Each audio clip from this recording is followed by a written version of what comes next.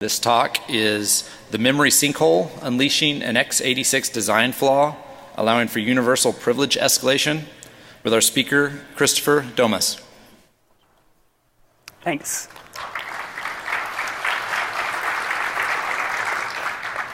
All right, good morning, everyone. Thanks for coming out. My name is Christopher Domas. I'm a cybersecurity researcher at a group called the Battelle Memorial Institute. It's a pretty cool place to work. Gives me a chance to do a lot of research into the fringe areas of cybersecurity that I wouldn't otherwise get to see. But what I wanted to talk to you about today is something I've been tinkering with in my free time for the last couple of months. It's actually an x86 architectural vulnerability that allows privilege escalation. And it's been hidden on these processors for the last 20 years without anybody noticing it. What it effectively does is open up an entirely new class of exploits on these processors. And I want to talk about exactly how that's going to work. But first I want to give a demonstration in order to sort of frame what we're going to see today. So this demonstration is a little bit risky, so instead of doing this on my actual presentation laptop, I've got this little netbook over here. I love doing this deep vulnerability research on these netbooks because I can brick these things all day long and just not feel bad about it. And just in case something does go very bad, I've got an entire stack of backups here, so we should be prepared. So I'm SSH'd into this netbook. That's the prompt that we see here. And I'm just SSH'd in as some boring, unprivileged user who can do boring, unprivileged things. But one of the things a boring, unprivileged user can do is they can run boring, unprivileged programs. So I've got this simple little C program here that doesn't really do anything interesting. All it does is create a couple of 64-bit variables. It's got this sort of kludginess here that I'll fix later on. This ensures that the process is going to be scheduled on core 0 of the processor. Right now, this exploit's only going to work on core 0. I can fix that later. But then we do something very, very simple. We just sit in a loop for a couple million iterations, and all we do in this loop is write the 64-bit value out to memory, read it back in from memory into the processor registers, and then write that back out to memory again. And we do that over and over and over again. So this isn't rowhammer. This is literally just reading a 64-bit value into the processor registers for a very, very long time. And after that's done, we're going to exec bin shell, hoping that maybe we cause something to happen by using this magic 64-bit number. So I'm going to go ahead and compile this simple C program here. And one more time before I run this, double check who I am. I am user right now. Then we're going to go ahead and run this little C program here, and hopefully maybe something will actually happen. So we run this and it sits in that loop, and it didn't work. We still have that $, which means if we check who I am, I'm still user. So of course it didn't work. You can't escalate privileges by loading a 64-bit number into the processor registers. That's kind of silly. But maybe you can. Maybe if we find the right 64-bit number, we can do that. So I'm going to change that last 3 in the 64-bit number. It's going to become a 4 instead. And we're going to retry this attack. We'll recompile the program one more time, verify that we're just user, and run the program. And all of a sudden, something changed.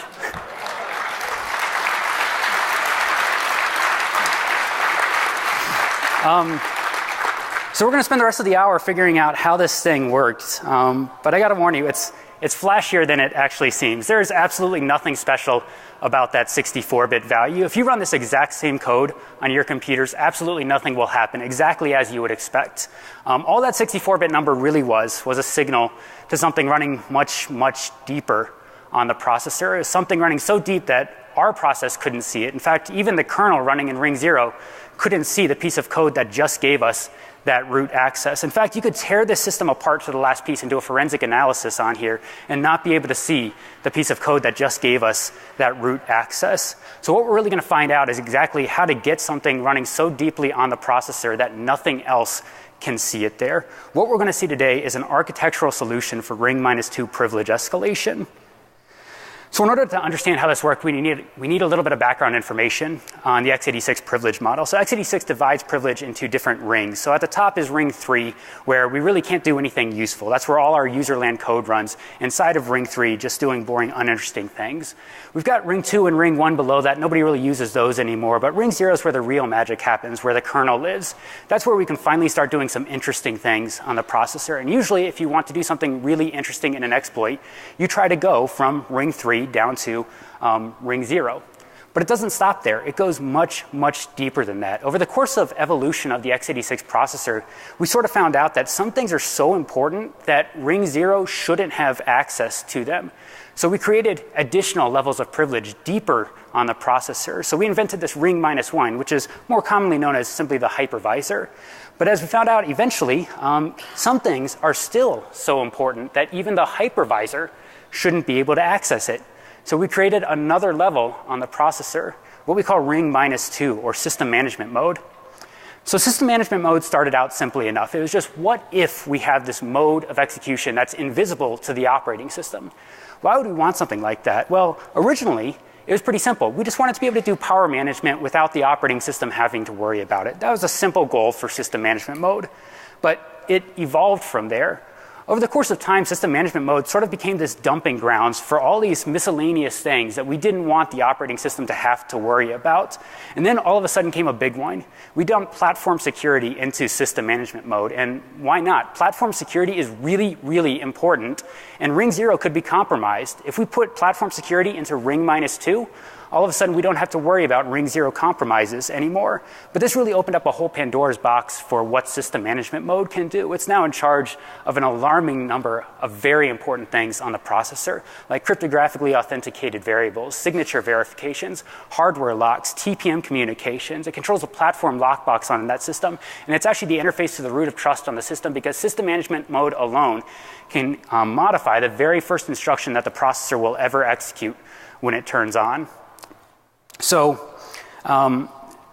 basically what we've seen over the evolution of SMM is that whenever we had anything that was so important that we didn't want the kernel to screw it up, or so secret that it needed to be hidden from the OS and DMA accesses, or so sensitive that it should never be touched by anyone, we just toss that into system management mode. So on modern processors, this is really what our privilege model looks like. At the highest level, least privilege is just our ring 3 code, and sitting just below ring 3 is ring 0, where the kernel executes.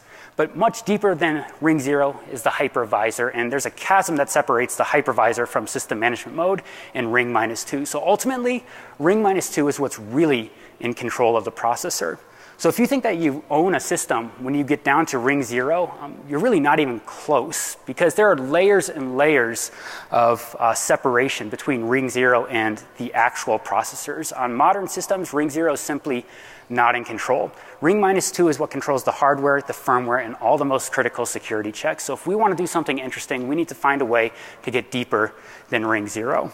But in order to figure out how to do that, we need to understand how the privilege model for SMM works. How can SMM be something invisible to the operating system? How can ring 0 not see something sitting in memory? Well, the idea behind system management mode is that it's going to execute from a special region of memory called system management RAM, or SMRAM. And that region of memory is only going to be accessible to SMM code. So the idea is that the processor will receive what's called a system management interrupt, an SMI. That's going to switch the processor over to system management mode, and that's going to unlock SMRAM. System management mode is going to execute from SMRAM, and when it's done, it's going to issue the resume instruction, which is going to leave system management mode and relock SMRAM. So with this model, system management RAM is only ever visible to SMM code. That's how we hide it from ring 0. So if you're sitting in ring 0 and you try to read from SMRAM, so on a specific system I was looking at, SMRAM started at 1FF.8 megabytes. If we try to read from that address from ring 0, we're just going to get a bunch of garbage, a bunch of Fs in this case.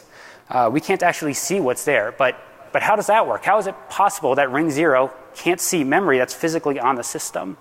Well, that's the memory controller hub's job. Its job is to separate SMRAM from ring 0, and it's ultimately in charge of enforcing SMM security. So this is sort of the layout that we have for SMM security. We've got the processor on the left and the memory controller hub sitting in between the processor and memory, and SMRAM sitting somewhere in memory.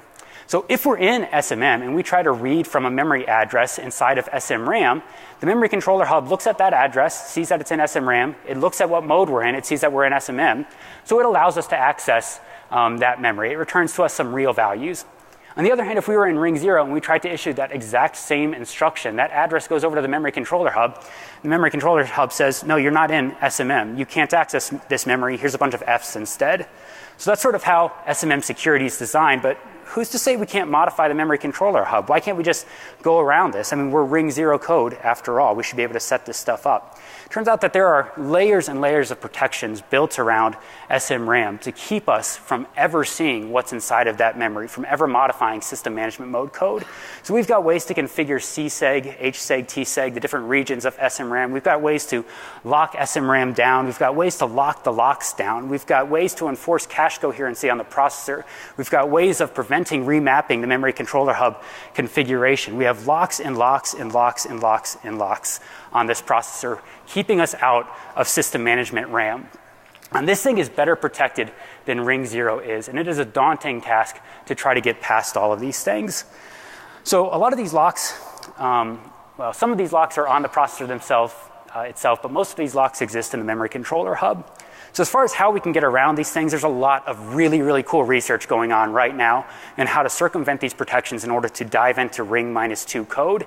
So there's ways of attacking the fringes of the memory controller hub, ways of exploiting misconfigurations in the firmware and SMM code. So if you're interested in that kind of thing, you should check out the research from Legbicor and ITL and ATR. Some really cool stuff going on here.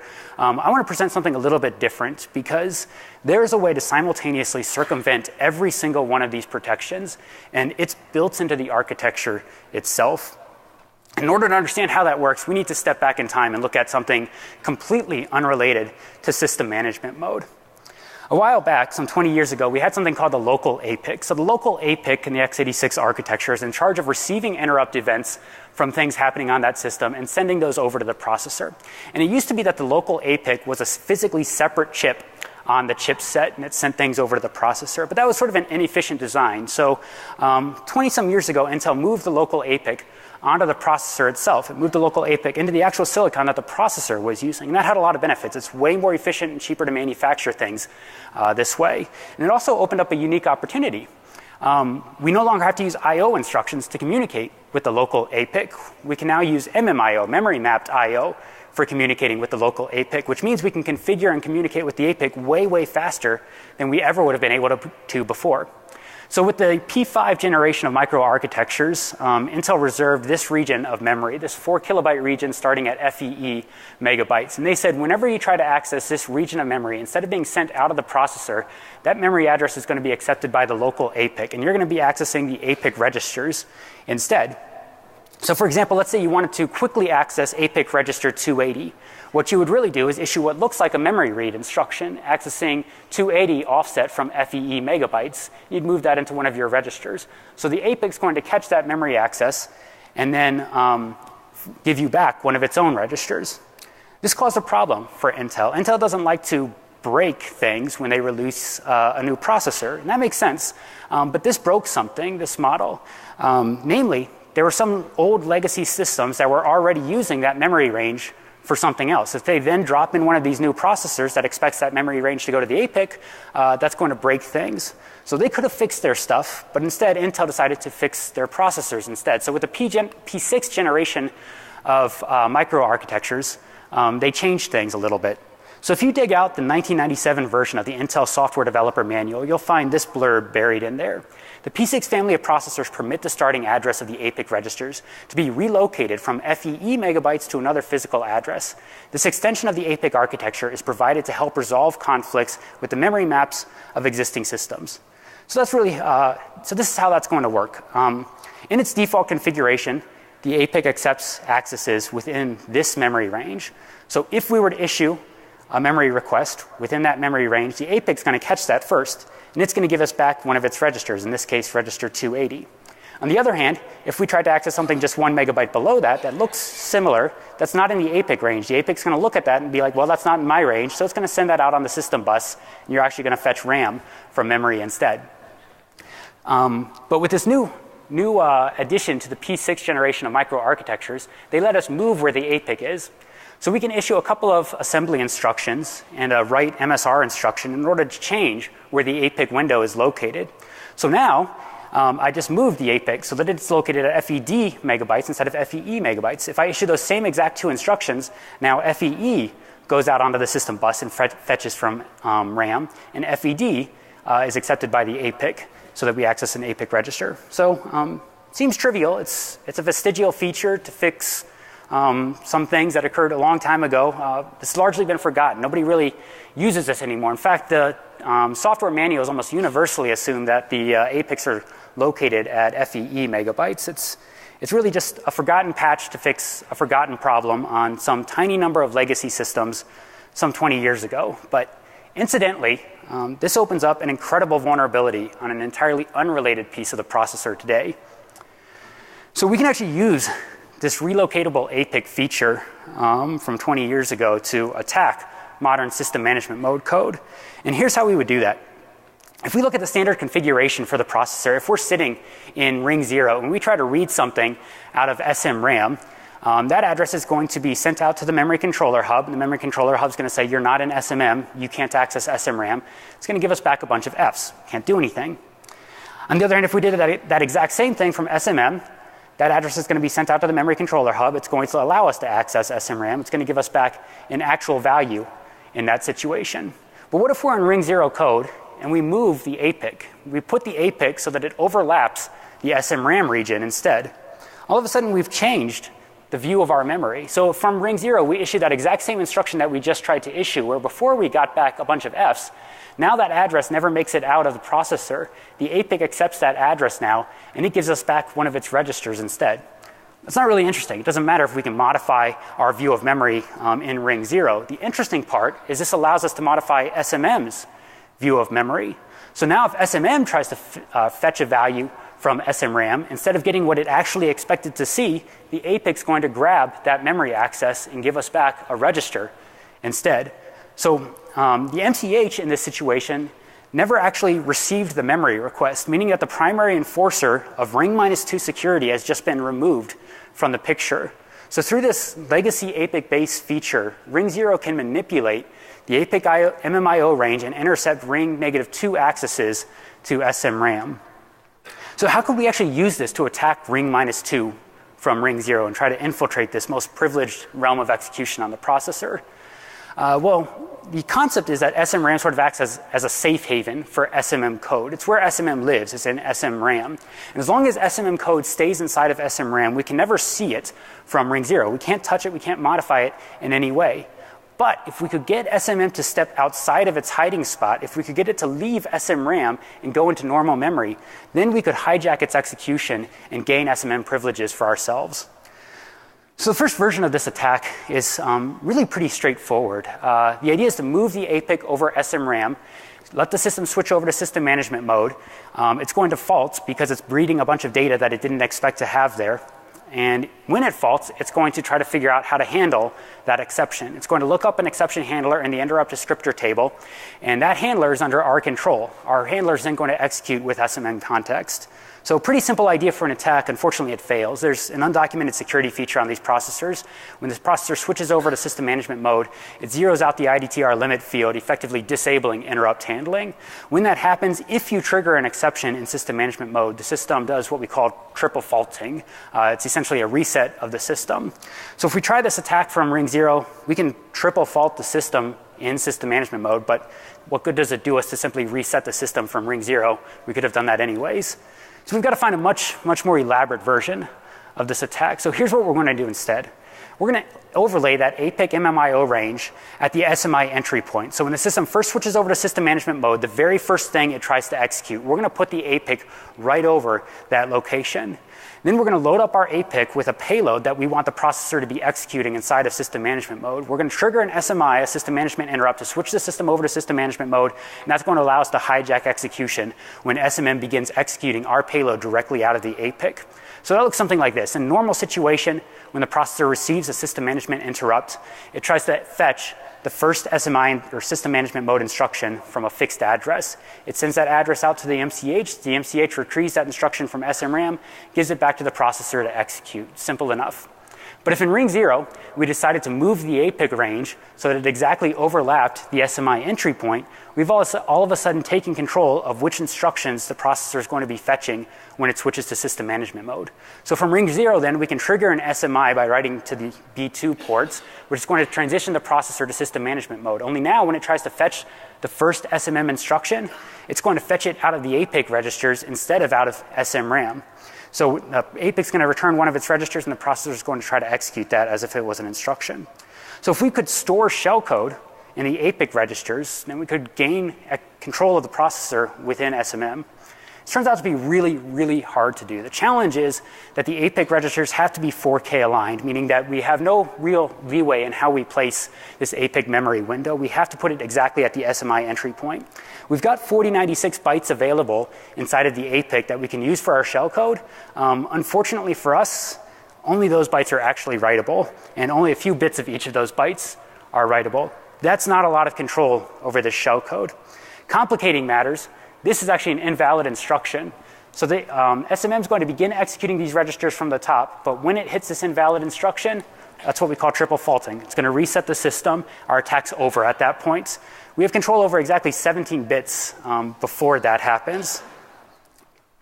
So our black registers in this diagram are largely hardwired to 0. So if we try to disassemble 0000 as an assembly instruction, that's just an add instruction. It doesn't do anything useful, but it's also not harmful, which means the attack can continue. So this is what our shellcode ends up looking like. It's mostly just a bunch of add instructions that we have no control over, and every once in a while a couple of bits that we can actually modify where we have to try to do something useful.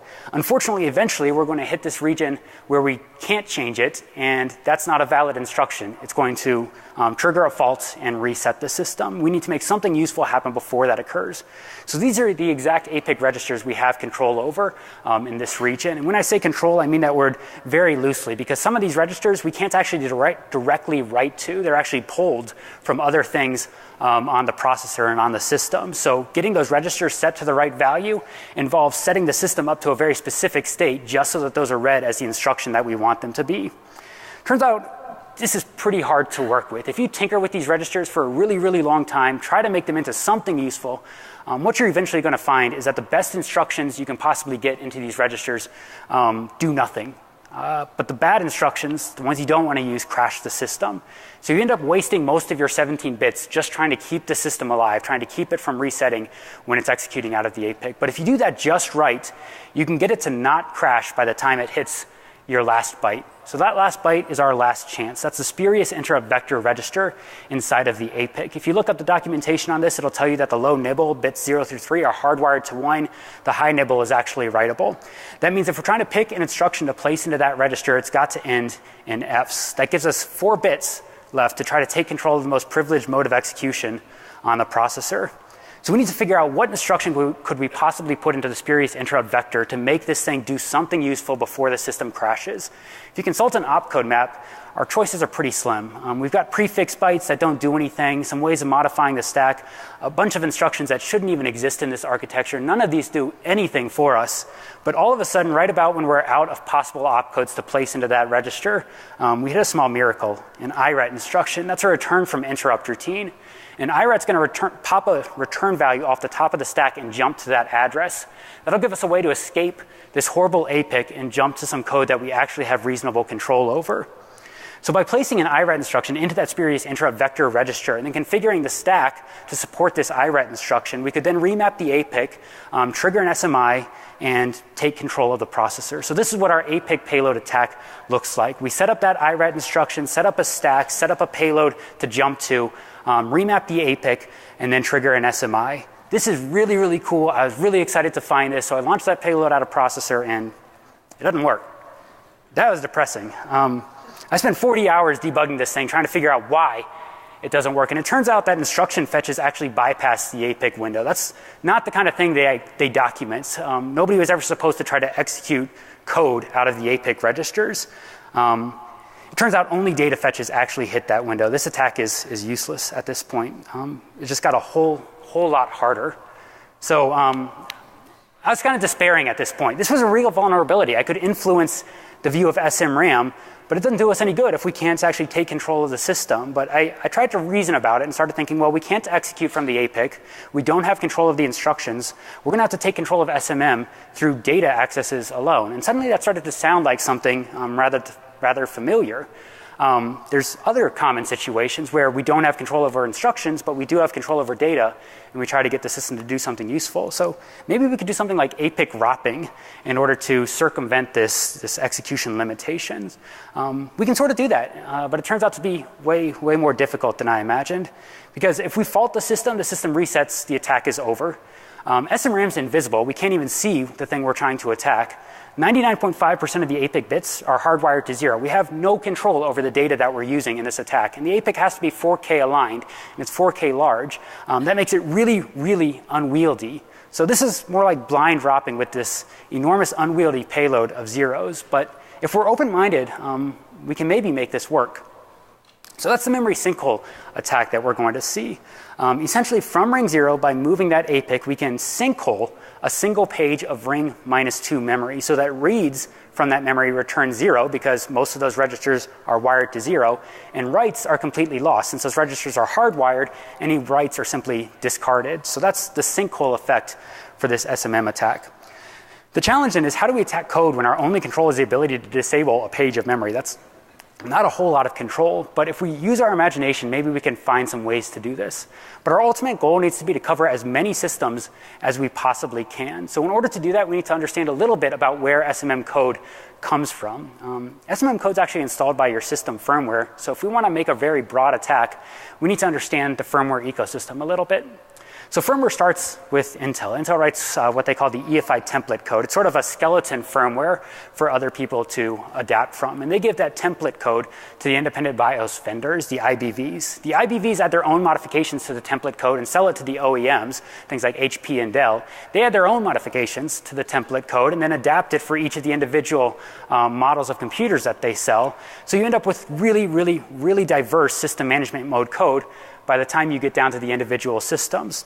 So we could try to attack that OEM code, the stuff they added, but even if you find an exploit in that code, it's really only going to affect one system.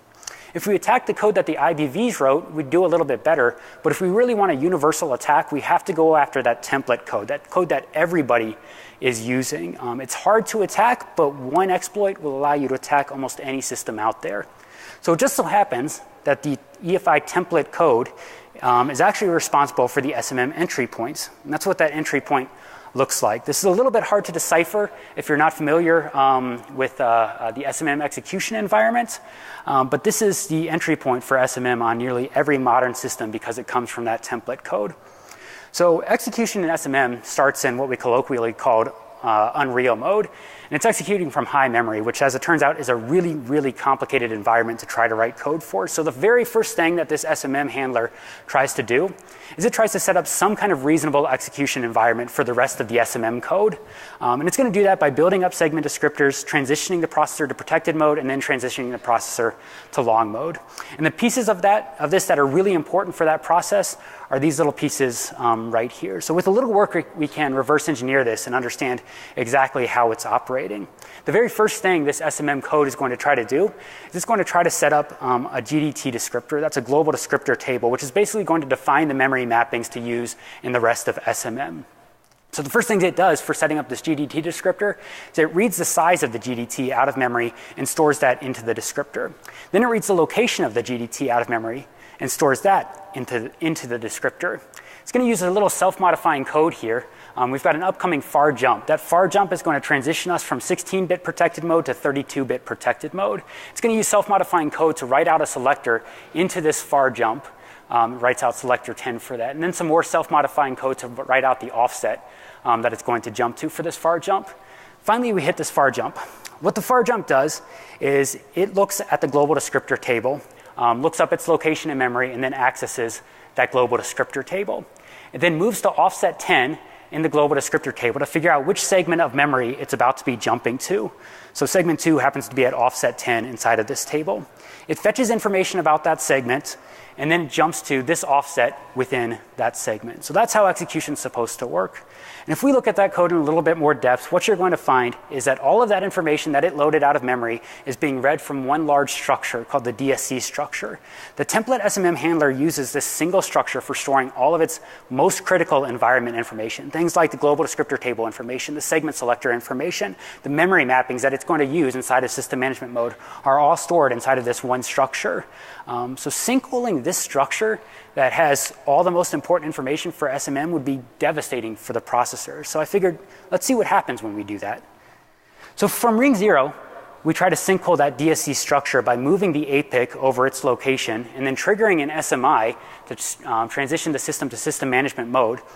We can watch what exactly happens on this system. We don't have control over the processor anymore at that point. It switches to system management mode, and then it's out of our hands. Any exception is going to reset the system, but maybe it'll do something that'll let us hijack execution before it resets.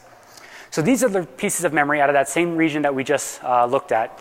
These are now the memory accesses that are going to be sinkholed by our attack. Each of these is going to read a 0 out of the APIC registers instead of what it intended to read out of SMRAM. So once again, it's going to try to set up a global descriptor table descriptor in order to define its memory mappings. And the very first thing it's going to try to do is it's going to try to load up the size of that global descriptor table. But it accesses the memory sinkhole reading a 0 for the size. That would kill our attack right there. If you have a 0 size for your descriptor table, that means you have no memory mappings on the system. It's going to triple fault and reset. But we've got this miraculous instruction in here that just happens to save us. They decrement that size. So instead of being 0, it becomes FFFF, the largest possible descriptor table size we could possibly have. And then they store that into the global descriptor table register. The next thing they need to figure out is where's the global descriptor table located. Again, they read that out of the sinkhole and then write that into this GDT descriptor. And again, it's miscalculated now as being at address 0. So we just successfully tainted the entire global descriptor table descriptor that they constructed here. That's going to help us a lot in some upcoming code. This little chunk's not especially relevant. They end up doing some more self-modifying code for an upcoming instruction. Because they're reading that information out of the sinkhole, they end up corrupting that upcoming instruction. So if we get this far, if we get down here past this jump, the system's going to triple fault because of this corruption and reset, and our attack will be over. Fortunately, we never make it that far. So once again, they do some self-modifying code. They write out that selector 10 into the upcoming far jump. They try to set up the offset to use for that far jump. That's going to be miscalculated again because of the sinkhole, so we managed to taint that far jump value as well. So when it hits the far jump now, it's going to try to figure out where's the global descriptor table located, what memory mappings am I using, what segment of memory am I going to. So it's going to fetch that global descriptor table from address 0. Address 0 is now outside of SMRAM. That's something we have control over from ring 0. So we successfully got it to fetch some data that we can actually influence at this point. So it's going to look up a global descriptor table at address 0. And it's going to move to offset 10 inside of that table and read a segment selector out of that offset. So the segment selector now, since this is in a GDT that we control, is also a selector we control. That means we control which memory mappings it's going to be using. The memory segment it's about to jump to is now under our control. It's going to add its offset to that memory segment base, and it's going to jump to that region. So that far jump caused SMM to load a protected mode memory mapping from the GDT under our control. And if we were to preemptively configure a malicious global descriptor table and place it right at address 0, then we could control exactly where this jump is about to go. We could force it to jump outside of SMRAM to code that we control to hijack the processor in ring -2.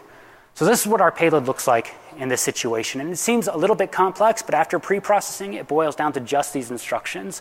Flushing the cache, setting up a descriptor entry in low memory for it to use, and then moving the APIC registers to sinkhole that DSC structure, and then simply looping in place, simply waiting for a periodic SMI to transition the system to system management mode so that we can take control of the processor.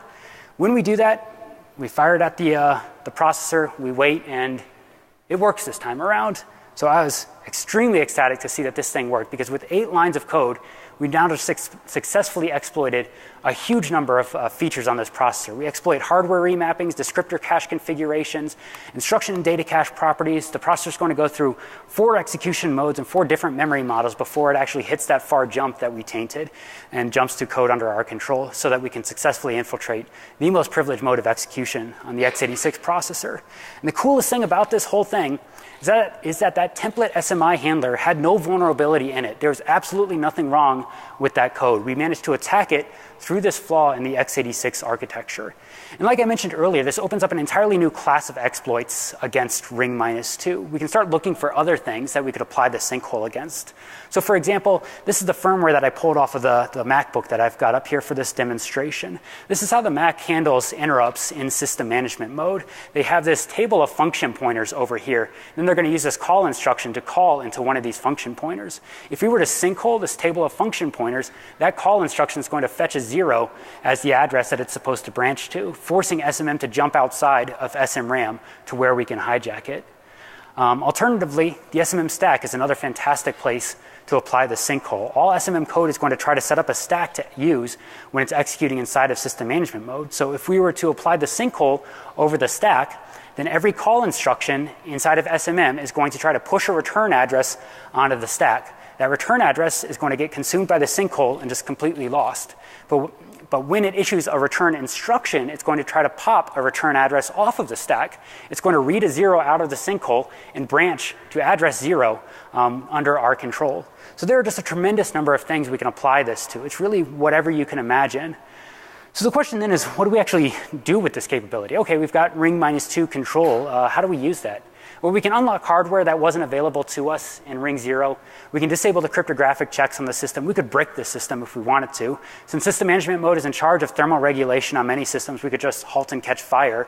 We could open the lockbox on the system, or we could just install a really, really nasty rootkit. So that's the route I took.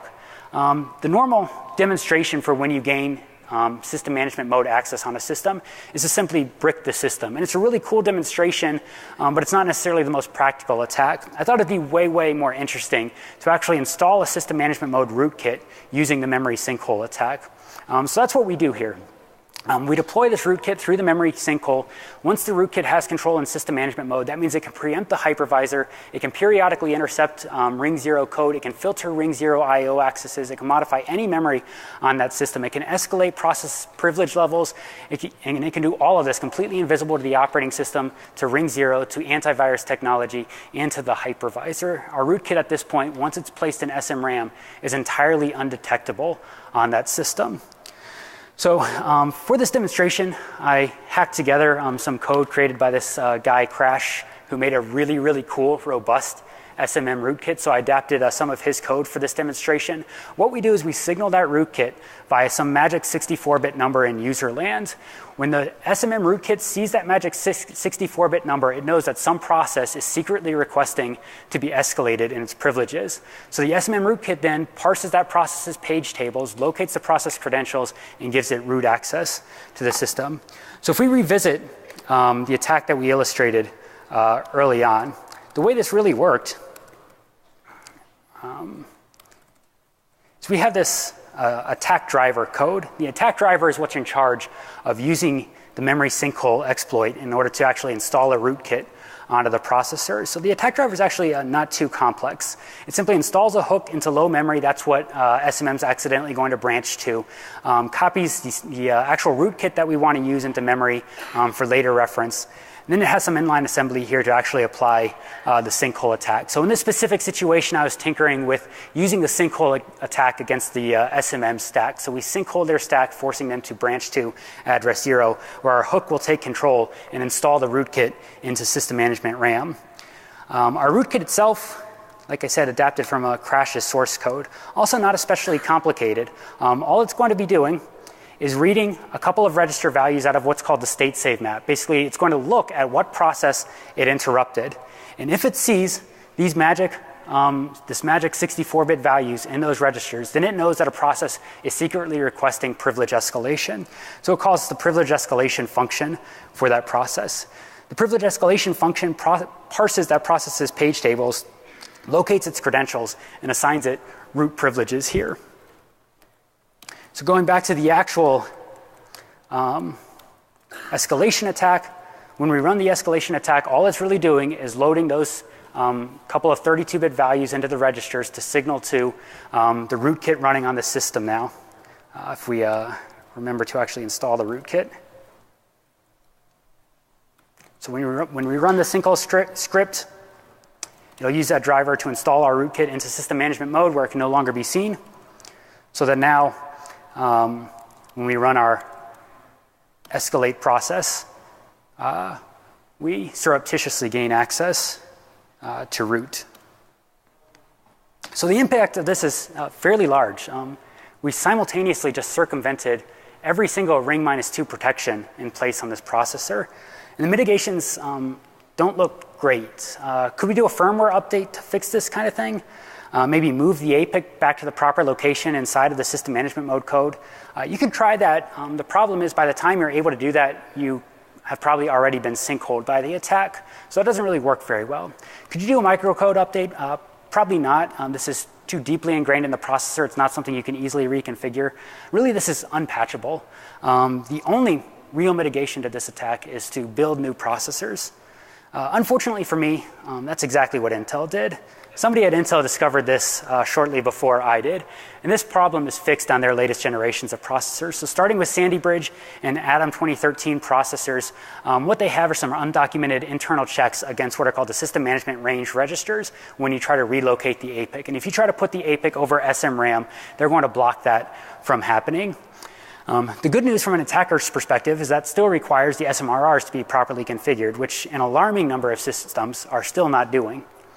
As far as AMD goes, I haven't had enough time to thoroughly research AMD. I'm still analyzing that, and I'll keep people posted on what I find as far as AMD is concerned. What I can tell you for now is AMD doesn't have these SMRR registers. They never needed them for the same reason that Intel did. So this fix on Intel processors won't work on AMD processors. On top of that, AMD tends to document their stuff really, really well, which is actually incredibly helpful from an attacker's point of view. So AMD actually has buried in their developer manuals a blurb stating that the APIC window takes precedence over the SMRAM window, meaning that the APIC attack should work on AMD processors. And I don't know for certain, but I suspect these are very vulnerable to this attack. But these mitigations only work if every single one of these other security mechanisms is properly configured. And even when that's the case, there are hundreds of millions of processors out there right now in which this can't be fixed. So I'm working on getting a CVE number from this. If you're interested in Intel's perspective on the problem and what they're doing to mitigate the issue, you can go to intel.com/security and see their write-up right now. So I coordinated this disclosure with Intel. I got to tell you, they have been fantastic to work with. They were really interested in keeping their processors secure. They instantly started working on mitigations wherever it was architecturally feasible. They're working on their most recently vulnerable processors and working their way backwards. It will take a little bit of time for their updates to trickle down. So in the meantime, just be careful. So looking forward for the future of this attack, as far as I know, this is actually only the second architectural privilege escalation vulnerability on the x86 processor. That's behind the original SMM cache poisoning attack discovered by Deflot and Invisible Things a couple years back. So there have been exploits against the chipset configuration, vulnerabilities in the firmware and software. We've even had DRAM corruption errors, but the processor itself has actually been surprisingly resilient to attack throughout its long history. But x86 is an immensely complex architecture with 40 years of evolution behind it.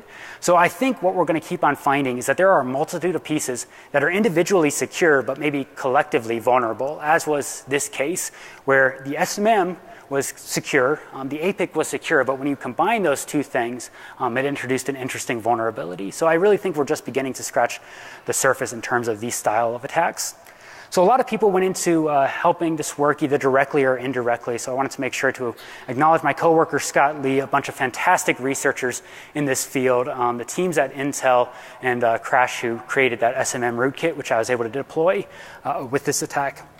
So if you're interested in looking at some proof of concept code for this in a little bit more depth, you can check out my GitHub page. You can also follow me on Twitter for more updates on this attack as I do more research. It's XOR EAX, EAX, EAX, or you can email me at the same address. And I've got a few minutes left, So I wanted to diverge a little bit and talk about a side project of mine. Since I'm at Black Hat and I'm talking about weird x86 things, I also thought it'd be a good opportunity to release another weird x86 project I've been working on. So if you saw me speak at Recon a couple months ago, I talked about this weird x86 fact in that the move instruction is itself Turing complete. So what that meant from our perspective is that you could write entire programs using only the move instruction, which was really cool. And as a proof of concept for that, I made this compiler that compiled code from this really, really awful language called brain yuck into only move instructions. So we could actually run move-only programs, which was neat, but writing code like this isn't the most practical thing in the world.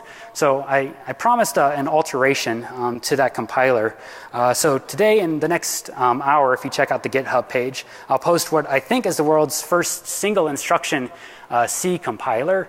So it's got a little shell script there. After you download the source code, it'll help you build everything. And then it'll help you actually run through this to see how the single instruction C compiler actually works. So I call this thing the Mofuscator. When you do a git clone, you'll get this check script. And it's going to download an open source implementation of the AES algorithm. It's then going to compile it with the Mofuscator and dump out the assembly results. So what you see is just an absolutely monstrous number of unconditional move instructions used to implement this C program. And sometime today, this is actually going to finish dumping out. And when it does, we'll be able to actually see this program run and run the program exactly as you would expect it to run. So this was sort of an exercise or a thought experiment in anti-reverse engineering or code obfuscation, but mostly I just thought it was funny. So when it's done, it'll actually run this program and it'll do all of AES using only move instructions. So I think it's a really cool, kind of neat tool. I would love to get some feedback on it. So I'd love it if people were interested in checking that out. So if you're interested in weird x86 things, I'll be talking a little bit more about that at DEF CON. But more importantly, at DEF CON, I wanted to illustrate another side project I've been working on. And that's a way of manipulating control flow graphs in assembly code. By manipulating your control flow graphs very carefully, I found that you could do really groundbreaking, revolutionary things like take a selfie in IDA. So I'll release some source code for doing that too. Check that out at DEF CON. If you're more interested in practical things, the memory sinkhole is practical, and you can find that source on GitHub as soon as I post that in about an hour. But I appreciate everyone's time here today. I think I'm out of time for questions, although I'm not sure about that. But if anyone wanted to talk to me about this offline, I would love to answer any questions or discuss this further. So thank you again.